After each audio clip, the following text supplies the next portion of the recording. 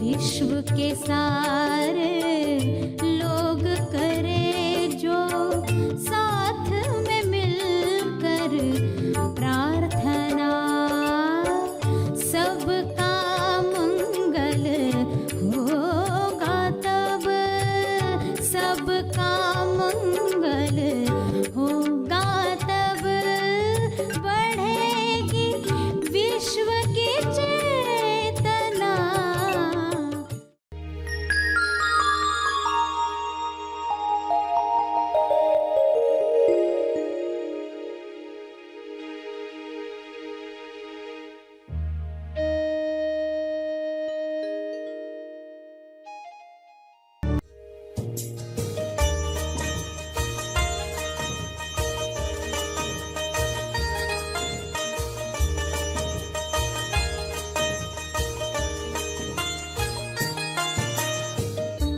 तो आप ध्यान का शुद्ध दान करो, यानी जो ये समय आप दे रहे हो ना प्रार्थना का, इसमें देखो कि आपका मन, आपकी बुद्धि, आपका हृदय, आपके भाव, आपके विचार, आपकी वाणी उसकी क्वालिटी पर टिके हो।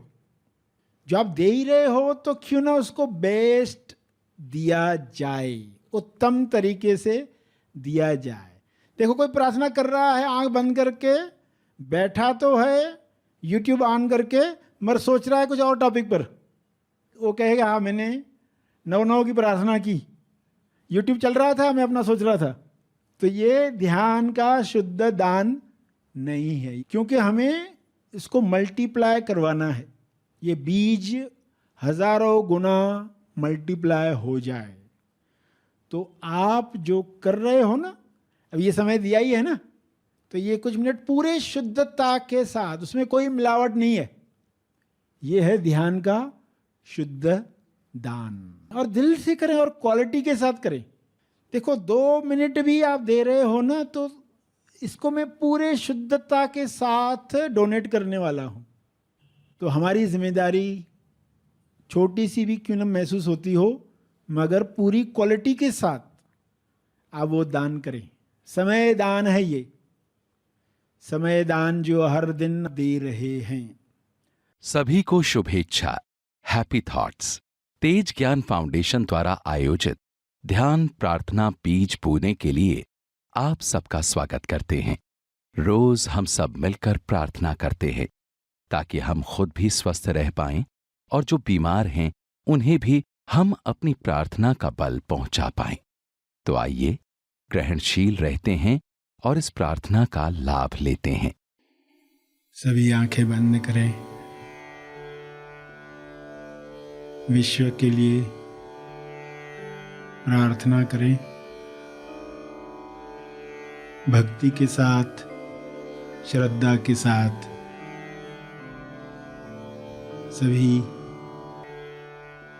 सभी जीवों के लिए किरणें शब्दों में भेजें कि सबको समृद्धि मिले, स्वास्थ्य मिले, ज्ञान मिले, समाधि का अनुभव मिले। सभी इस अनुभव में स्वयं को जानना शुरू करें। जीते जी समाधि का अनुभव आत्म साक्षात्कार के लिए है। सारे मनुष्य यह अनुभव कर पाएं, सभी में स्वयं को जानने की प्यास बढ़े। हे परमात्मा, आपके शुभ्र प्रकाश में हर मनुष्य में स्वयं को जानने की प्यास बढ़ रही है। आपकी कृपा से सभी आपके साथ तालमेल में आ रहे हैं। ईश्वर का अंश ईश्वर के साथ एक होकर स्वयं को जाने और सारे डरों से मुक्त हो जाए।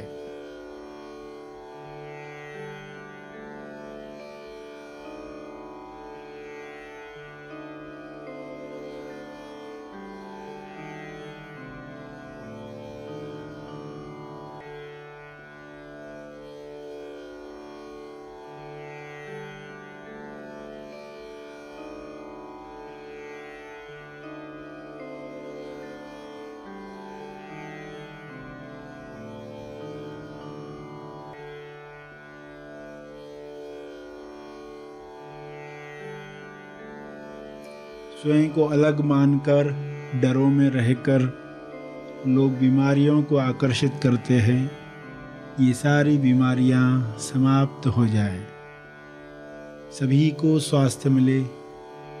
इस स्वास्थ्य में लोग अभिव्यक्ति करें कर्मों के द्वारा, सभी को मदद करके सेवा में रचनात्मक कार्य करके जीवन सहज बनाकर रचनात्मक कार्यों से लोगों का समय बचे और इस बचे हुए समय में लोग पृथ्वी लक्ष्य प्राप्त करें। इस बचे हुए समय में लोग स्वबोध में बैठें,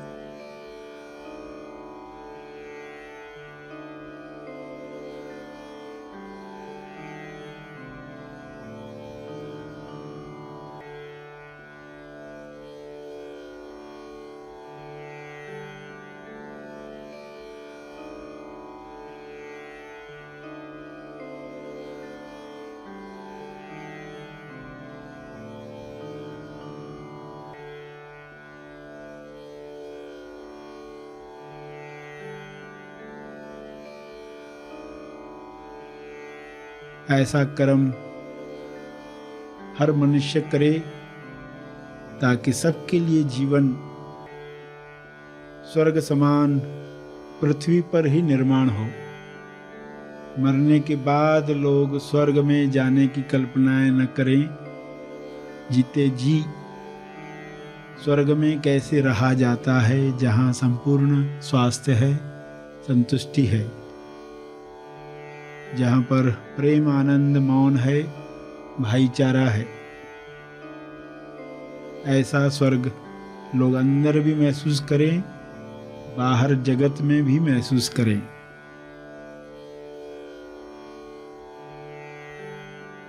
ये संभव है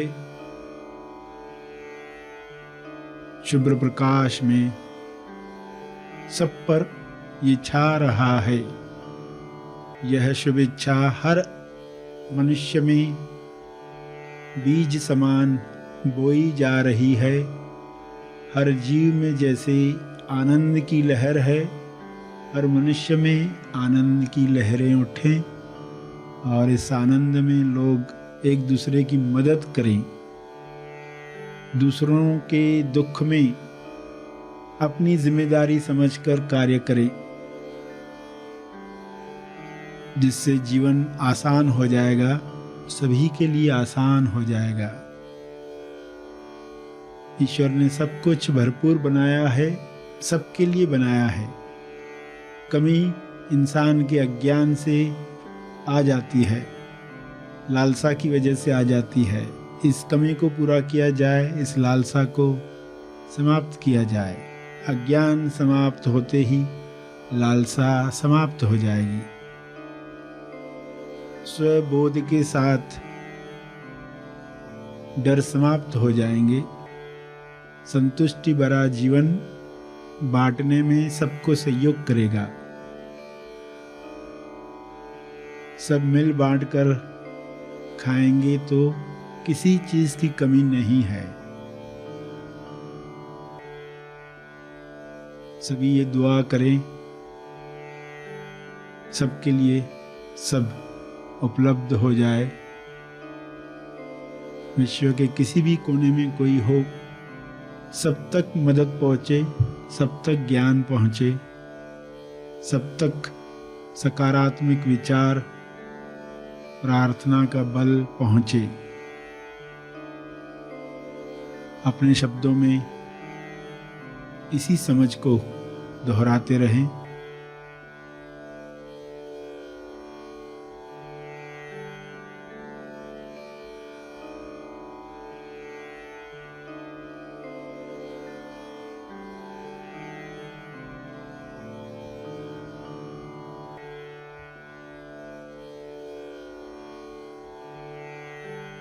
भक्ति, कर्म, ज्ञान का उपयोग, तीनों का उपयोग समभाव में करें। पूरे विश्वास के साथ अपने तप का बल जीव कल्याण के लिए अर्पित करें।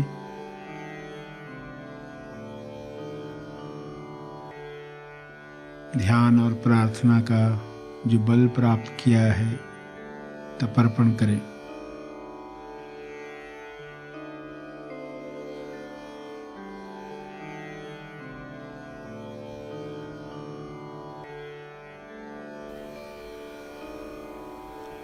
सभी धीरे धीरे आंखें खोलें। आइए सब ग्रहणशील होते हैं एक चेतना संदेश सुनने के लिए।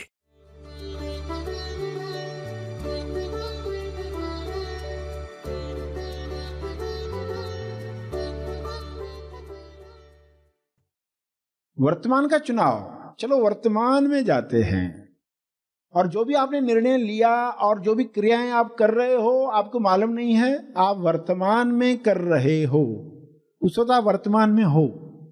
जब आप अहंकार के साथ कर रहे हो आप वर्तमान में नहीं हो, क्योंकि ये सवाल रहते कैसे वर्तमान में रहें, कैसे जाएं, क्या वर्तमान है क्या वर्तमान नहीं है, इनके जवाब मिलने चाहिए ना।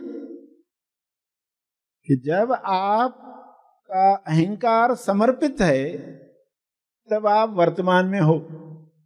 जब आपका अहंकार समर्पित नहीं है, वो खड़ा है, वो देखना चाहता है वर्तमान को, तब उसका होना ही आपको वर्तमान से निकाल देता है। और ये कैसे हो जाता है उसको चेक करने का कोई उपकरण नहीं है। तो इतनी सूक्ष्म बात आपको समझ में आ रही है और ये कैसे करना है, कैसे निर्णय लेना है, और ये आपके दिन भर की एक्टिविटीज में आता ही है सामने, जहां आपको चुनाव करना पड़ता है। और आप चुनाव वर्तमान का कर रहे हैं। कितनी बार हम कर रहे हैं, जितनी बार हम अनुभव पर जाने का चुनाव करते, जितनी बार हम विचारों को श्वास की तरह देखने का चुनाव करते हैं, कितनी बार हम वर्तमान में जो सीन चल रही है उस पर बिना लेबल लगाए सिर्फ जान रहे हैं, बेबंद साक्षी। तब आप वर्तमान में हैं, चेक करने की जरूरत नहीं है, आप हैं, आप ईश्वर के संग हैं, आप ईश्वर की स्पेस में हैं, आप टाइमलेस हैं, उस वक्त आप टाइम के परे हैं। बिना चेक करके घोषणा कर डालो। सोचने वाला मन कहेगा नहीं मैं पहले सोचूंगा, मैं रिटायरमेंट के बाद सोचूंगा, तब मेरे पास बहुत टाइम होगा समझने के लिए, तब मैं जीऊंगा, तब मैं वर्तमान में जीऊंगा। तो क्या वो वर्तमान में जीता है? क्या वो वर्तमान में नहीं जीता? क्योंकि वर्तमान में आप सोच कर नहीं रह सकते हैं। वर्तमान में रहने के लिए कोशिश नहीं करनी है। बिना कोशिश के जीना और पीना, जीवन को जीना, जीवन को पीना पड़ता है, उसके बारे में सोचना नहीं पड़ता। कोशिश ही उसमें बाधा बन जाती है। तो बिना कोशिश के, यानी ऐसा कार्य करो जिससे आप वर्तमान में आओ। वर्तमान में निर्णय व्रत लेने का है, व्रत लो। क्यों व्रत की प्रथाएं क्यों बनी, उपवास क्यों बनाए गए? वर्तमान में लाने के लिए। भूख भी आपको वर्तमान में लाती है।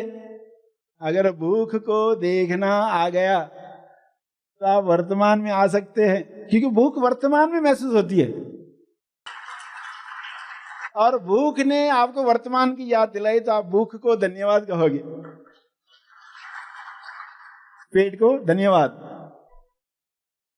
भूख लगी है, धन्यवाद, क्यों मुझे वर्तमान याद आ गया। तो ये आध्यात्मिक प्रथा थी व्रत के साथ। स्वास्थ्य तो बोनस में मिलता है, स्वास्थ्य बोनस में है।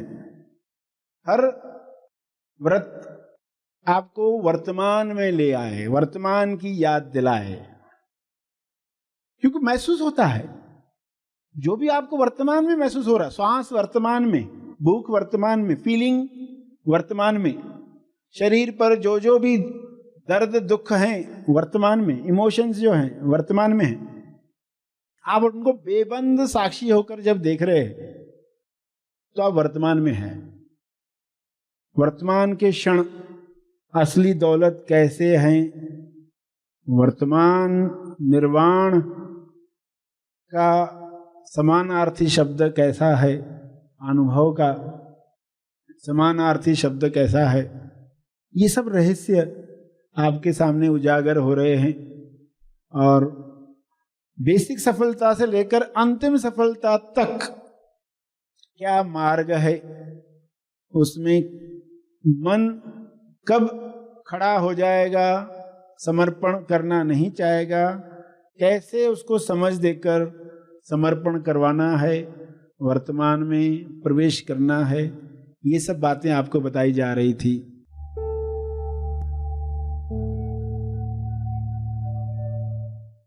प्रार्थना और मार्गदर्शन का सभी ने लाभ लिया। आइए यहीं पर समाप्त करते हैं, कल फिर मिलेंगे, तब तक के लिए धन्यवाद।